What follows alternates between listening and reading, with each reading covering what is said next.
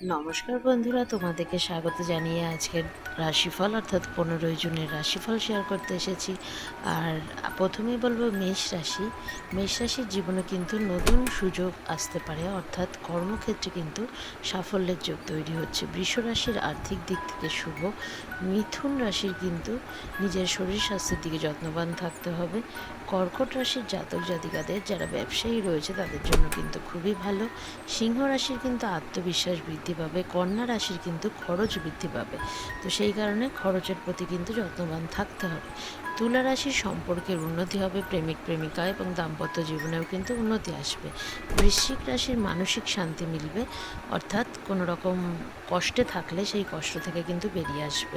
ধনুরাশির ভ্রমণের যোগ রয়েছে বা কোথাও ঘুরতে যাওয়ার কথা আলোচনা হতে পারে।